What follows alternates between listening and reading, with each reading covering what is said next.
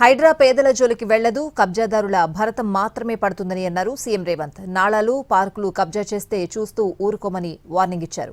ఎవరు అడ్డం పడ్డా మూసీ ప్రాజెక్టు ఆగదన్నారు. గండిపేట నుంచి గౌరెల్లి వరకు ప్రక్షాళన చేసి తీరుతామని తేల్చి చెప్పారు సీఎం. దారుల కోరలను పీకాలని ఈనాడు హైడ్రా సంస్థను తీసుకొచ్చినాం. దాన్ని ఒక భూతంగా చూపించే ప్రయత్నం చేస్తారు. ఈడ మా అక్కలు చాలామంది మధ్యతరగతి దిగువ తరగతి పేదవాళ్ళు ఉన్నారు. ఎవరిల్లన్నా హైడ్రా కూలగొట్టనికి వచ్చిందా ఒకసారి ఆలోచన చేయండి. ఎవరు సొంత స్థలంలో ఎవరి ఇల్లు వాళ్ళు కట్టుకుంటే హైడ్రా ఎవరి జోలికి పోదు.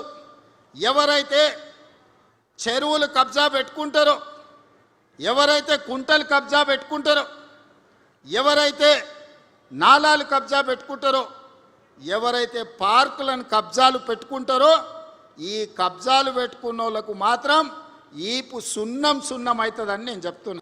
కొద్దిమంది కబ్జా చేసుకుంటే వేలాది కుటుంబాలు ఈరోజు నష్టాన్ని భరించాల్సి వస్తున్నాయి, కష్టాలను ఎదుర్కోవాల్సి వస్తున్నాయి.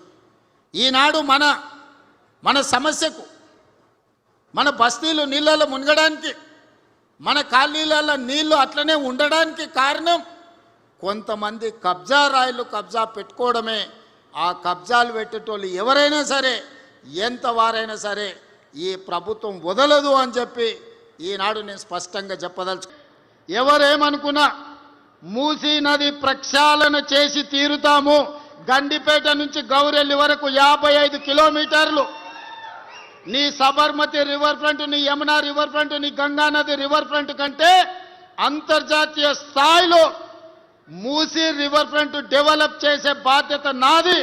ఈ వేదిక మీద ఉన్న నా సహచర మంత్రులదని నేను ఈ సందర్భంగా